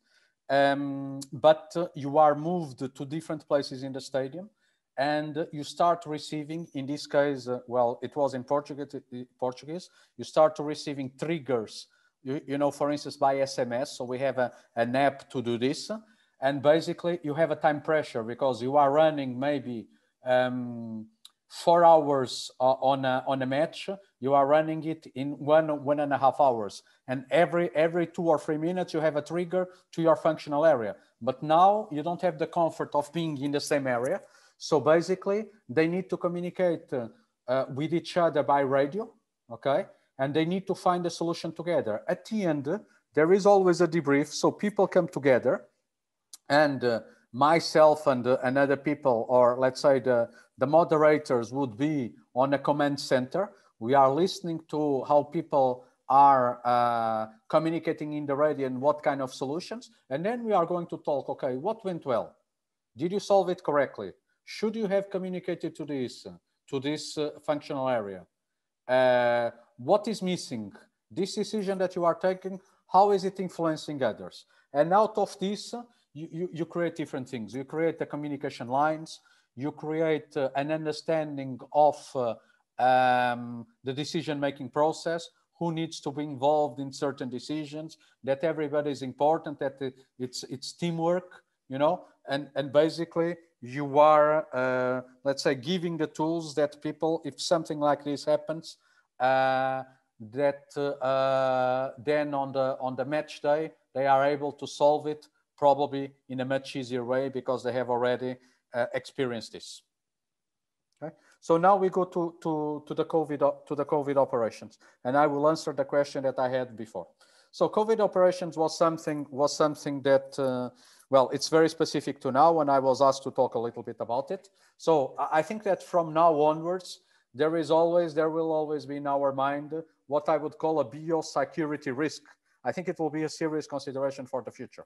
I give you an example. I was supporting UEFA in the club competition, so Champions League. We'll have the final today, and there were several things that were done.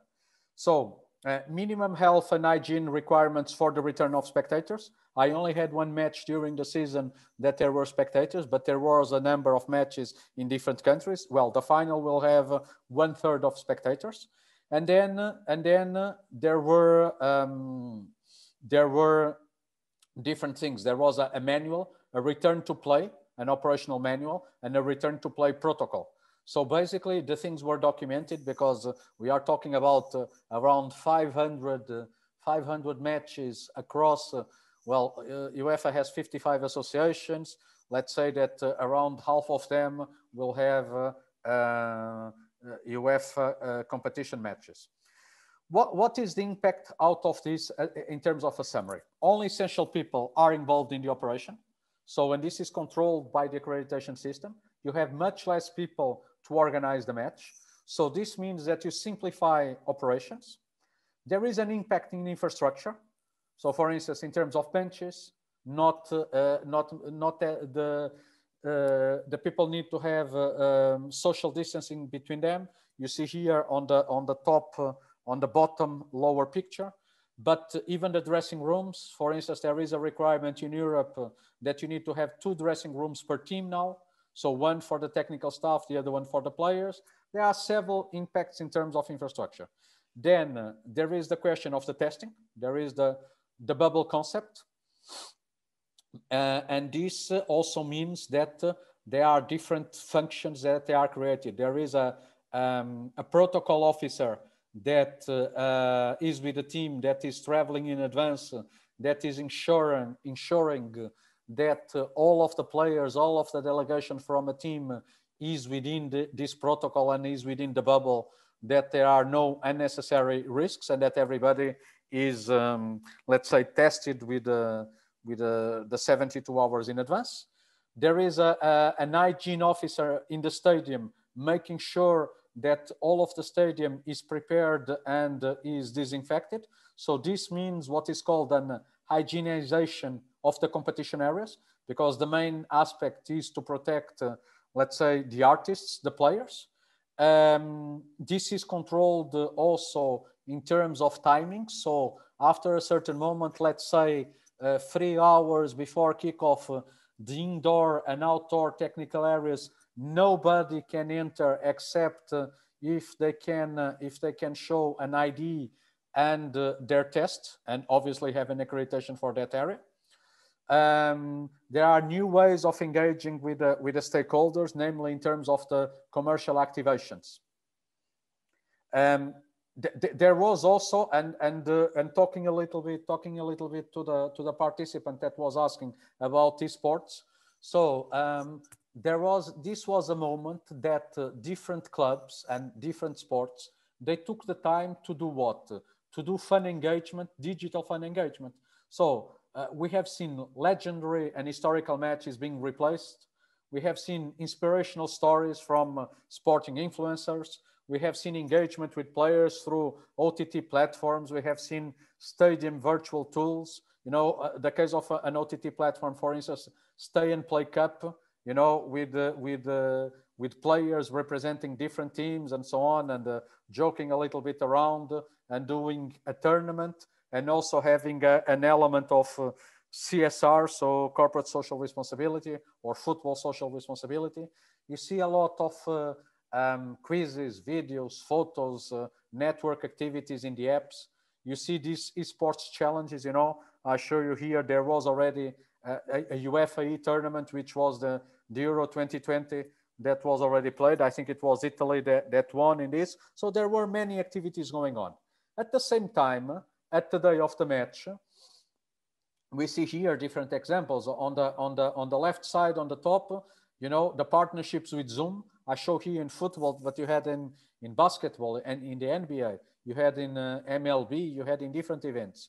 You see the banners that were put on the seats with the players.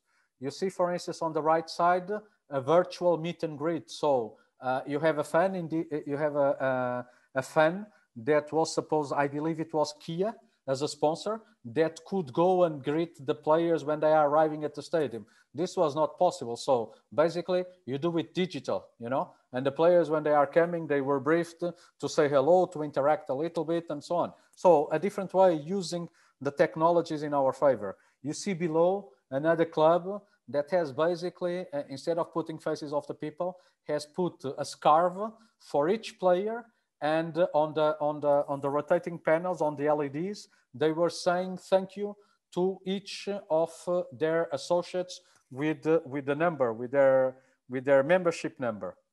You see situations like you create apps in Japan. It started in Japan with different events, basically apps that bring noises to empty stadiums. So there were even apps that the people at home, they could cheer, they could clap hands, they could boo some of the plays. You see here below, this is in Denmark. You see here, for instance, a public screening of a match. But what is special is that it was done in the parking lot, and people were within the cars, you know. So basically, there were many different ideas on how to engage, on how to react to this. From an operation point of view, was basically very much simplification of operations, less people, and a lot of care in terms of managing the risks of infection in the venues. And then the other element that I would say was very much alternative, innovative ways of engaging with the fans, bearing in mind that they were not in the venues.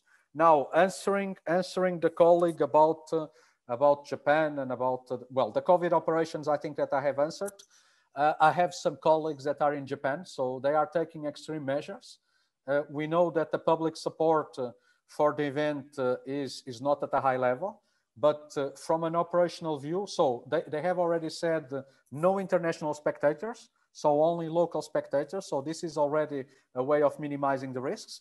And then they have the bubble concept. They have the bubble concept for all of the staff. They have a quarantine. I have some friends that are there. They have a quarantine in a hotel that they cannot leave their room for 2 weeks. They need mandatorily to implement an app to know where they are and who they are in contact with. And basically their work there will not be very fun because it's from the venue that they are. They take the transport, is venue, hotel, venue. So there is no other way of doing this. About the delegations, I think that there is another element that several of the delegations, I'm not sure if all, but they are being vaccinated. So again, try to reduce the risk. As you can imagine, let's say the Olympics were already delayed for 1 year. This involves a lot of rights, a lot of money. This money is actually used by the IOC to finance then, to support then different types of sports, different types of national federations. I don't see that there is a possibility in reality to delay this again. So it's either going to take place now or it's not, or it's going to be cancelled. So in the end, what we are seeing is again simplification of the operations and an attempt to minimize the risks as much as possible. So this meant, the whole work that they were doing in the past 3 years it meant that it had to suffer strong adaptations, you know, because of this biosecurity contingency. And basically they are operating on a COVID mode, so on a reduced level. Before going to the final questions, maybe just to recap here 5 or 6 points about key takeaways from this session for you. I think that one of the main points is the definition of these service levels for the different constituent groups or target groups. The importance of planning and the usual phases that you have in a mega sport event. But as I mentioned, even if it's a smaller event, the phases are still true. The only thing is that you don't take years, you take maybe a few months, a few weeks. The project reporting mechanisms for an event and tailoring the information to the level that you are reporting to.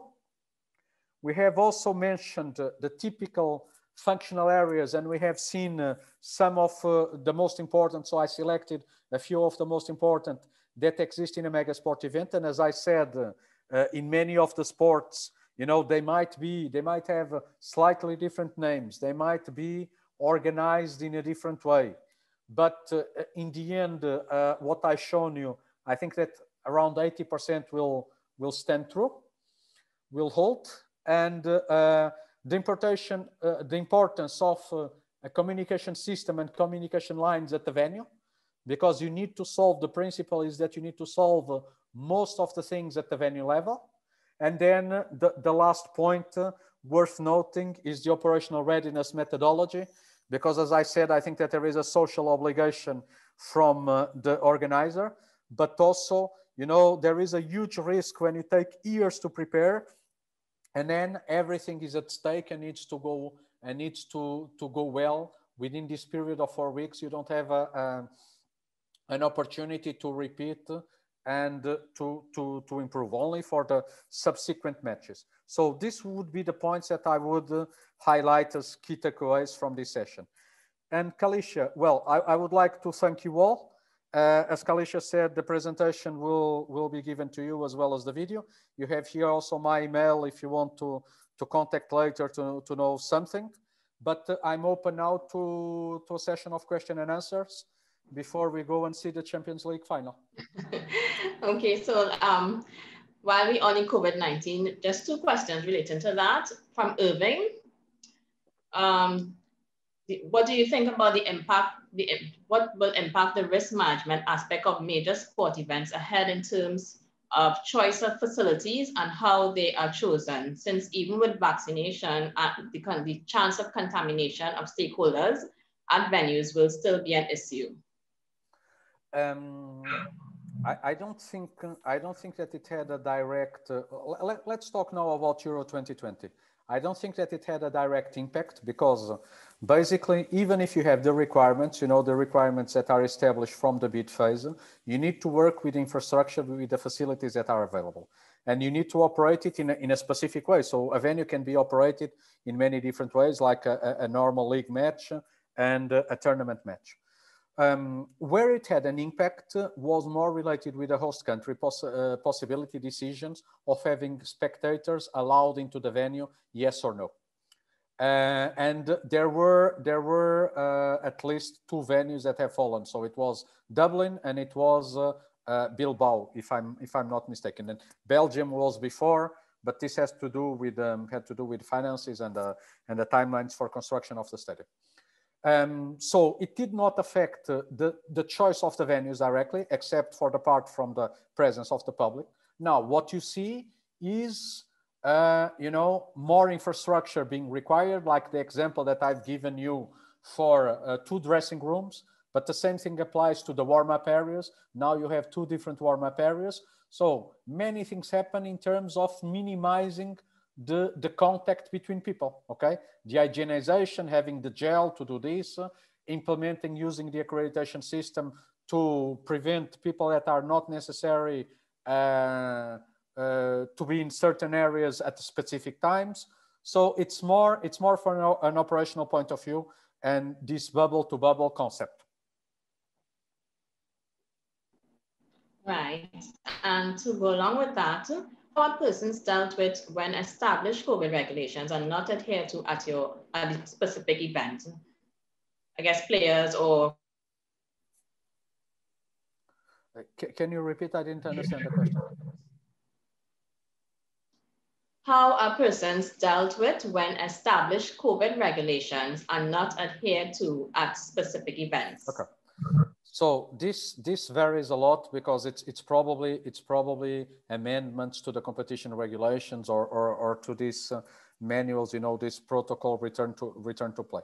There are different aspects. Well, some people, if I remember last year that they have done in Lisbon a tournament for the final 8 of the Champions League. So the last 8 teams, it was run as a tournament, and people that did not comply with the rules, they were immediately taken out of the bubble and they could not participate anymore. Okay, so this is the impact. Or people that could not present a test, a COVID test, would not enter. Or people that, according to the local regulations, would have temperature higher than these regulations, would not be allowed in.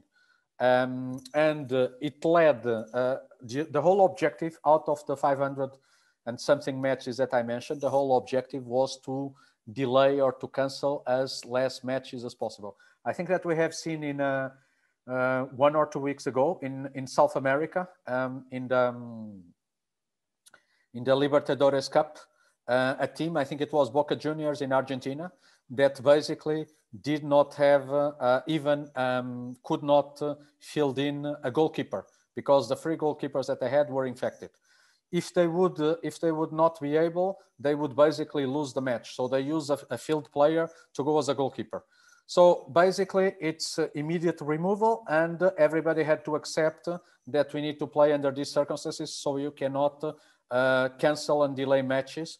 So basically in some cases there were some teams, not many, but there were some teams that lost administratively the matches because they could not have enough players to field in. This was probably the main impact. Right. Yes, Catherine. Yes, I'm coming to you now. Transportation and parking. How long before the event is this plan completed? And would you be able to tell us more about how this is handled for mega events? Well, the planning of transport goes hand in hand with all of the other functional areas, all of the other plans. I would say when we are talking about parking and transportation, it's very important the levels of service. Around the stadium, you need to have dedicated parking to certain groups. So like media, like VIPs, can they use an underground parking? This is also related to security. Do you need to do a car screening? Hospitality, what is the ratio? If you have a skybox for 10 people, how many parking passes do you give to these 10 people? Teams, you know, fans coming with buses.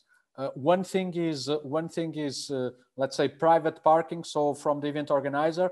The other thing is public parking.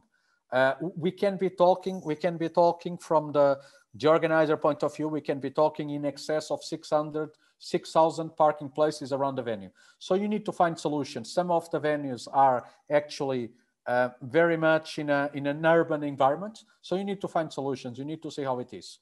On the other side, for the different groups, you need to understand which ones you provide services and what is the level. Like an example, some VVIPs, they will have a dedicated car with a professional driver.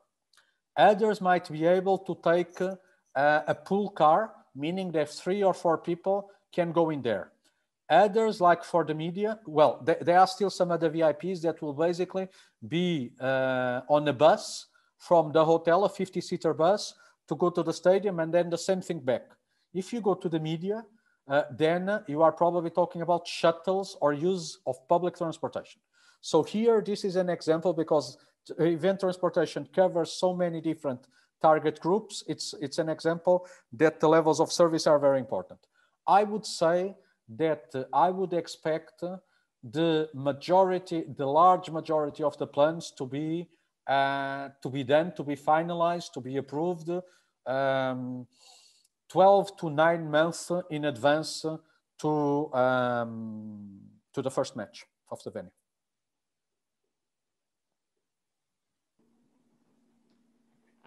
Question from Cheryl Ann. How do you reduce liability for these operational readiness scenarios? Well, the operational readiness, the methodology is sometimes a way of reducing liability by itself. What do I mean by this? The event organizer will do, one of the projects is the legal area, and will do insurance to cover the whole tournament, and to cover from different points of view. Third-party liability, you know, damages to the stadium, chairs that are removed, walls that are damaged, lifts. It happens a lot. Then you can also have somebody that cuts a cable from a broadcaster. You can also have like cancellation insurance. It's very expensive. But it's something, as we have seen now with COVID, that can happen.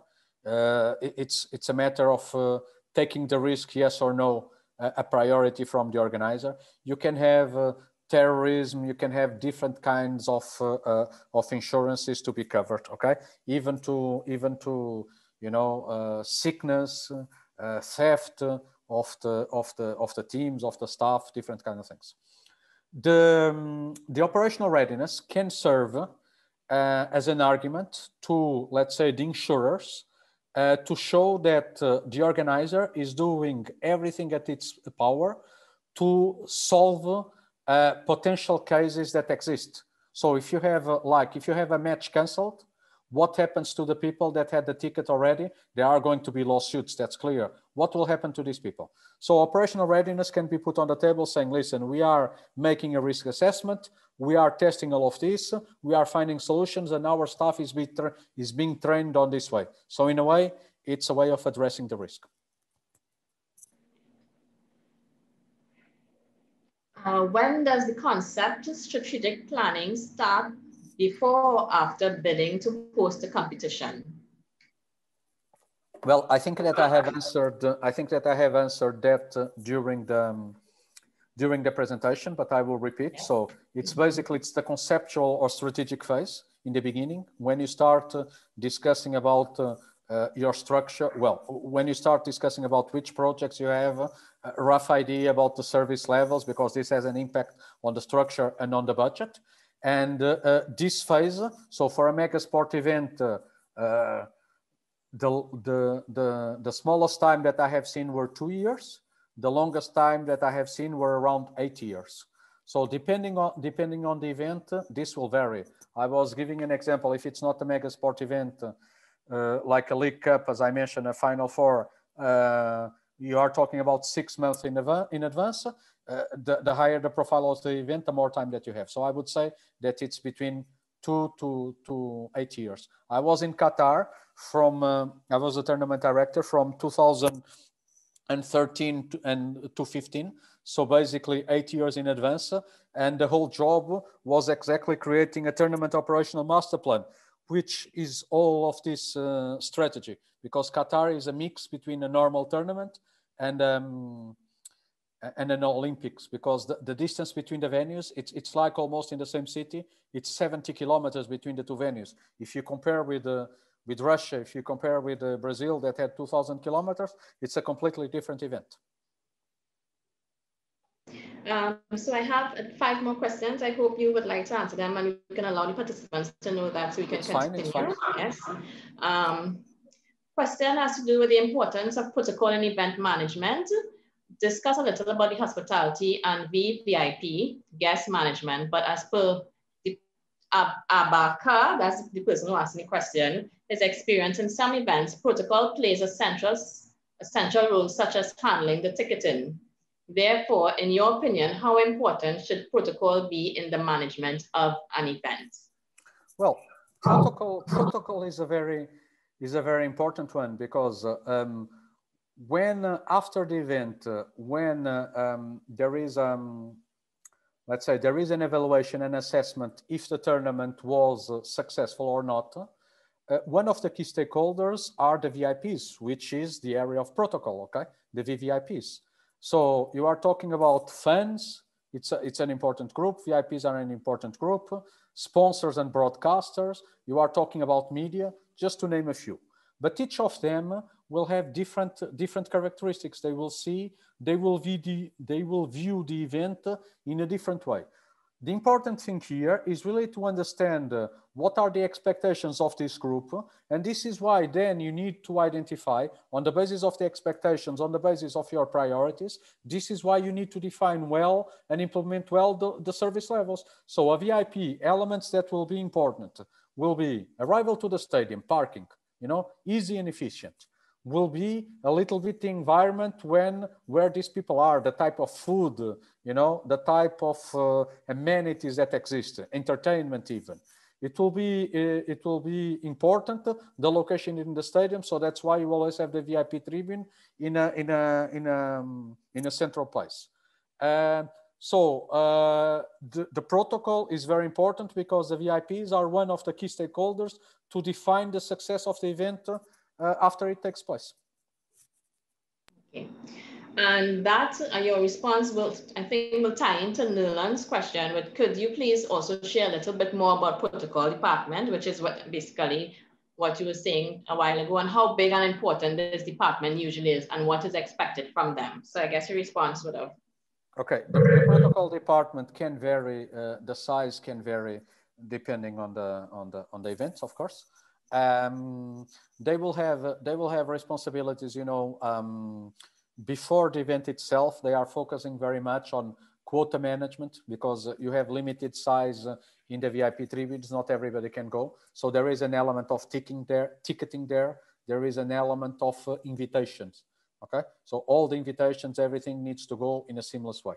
When you go more into an event itself, the protocol area will have in a venue, well, it will vary a little bit, but it will have probably 2, 3, 4 people, okay, that are responsible for different areas. They will have hostesses, hosts or hostesses.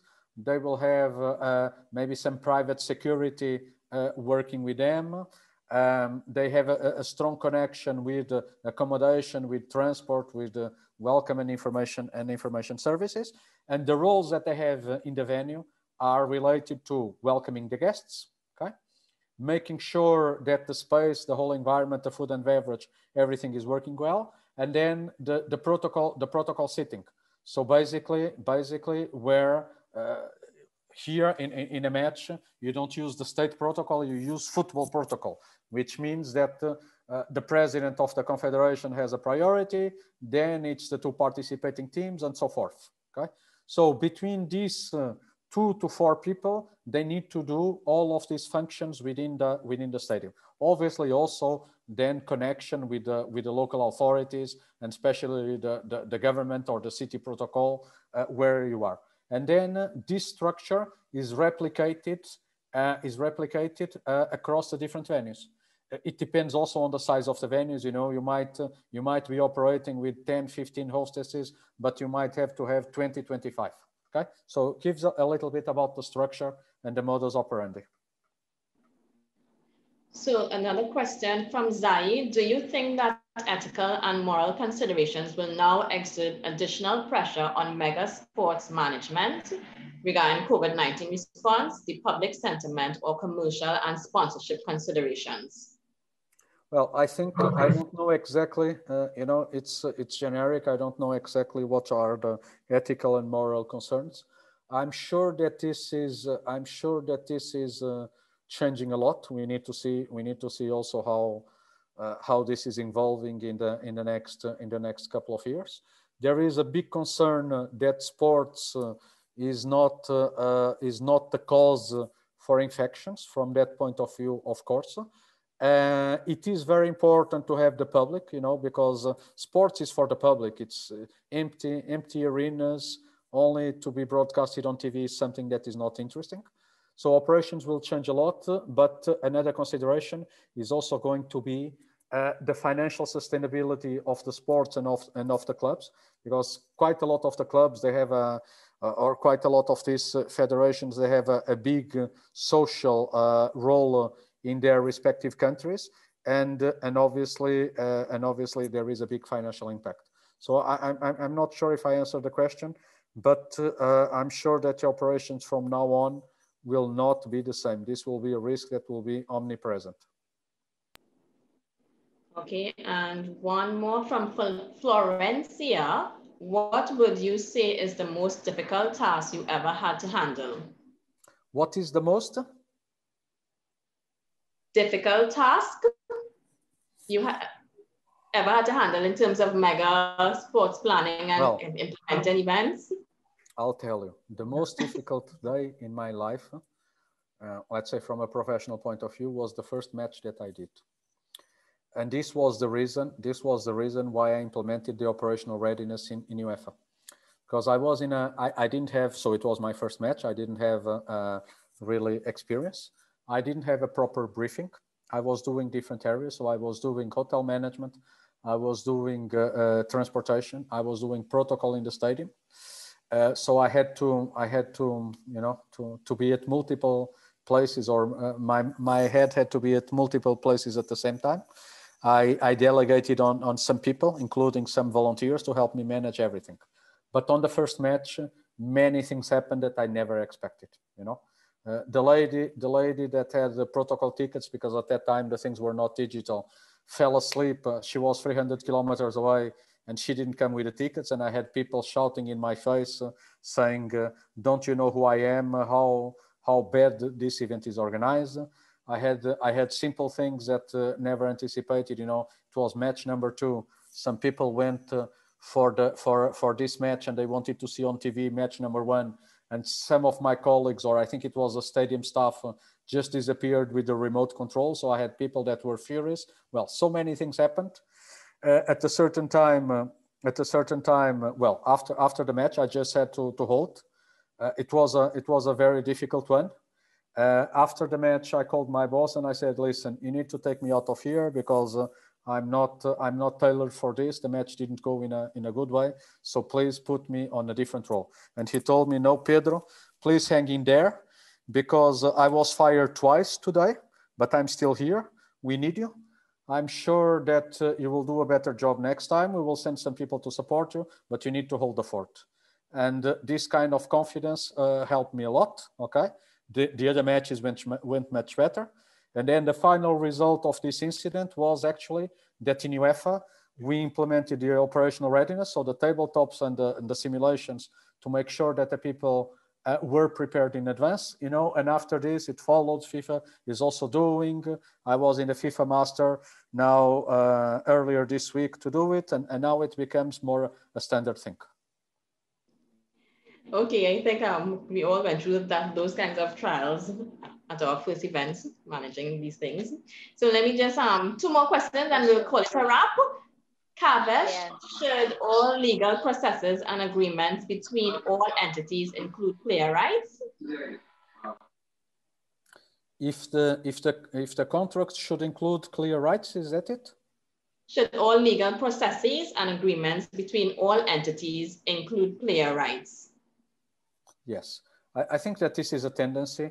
You know, if I look back to some colleagues that have done in the 20th century, late 20th century, which is 20 years ago, if they have done some of these events, you know, a host country agreement was maybe 10 pages. Somebody told me this about France 98.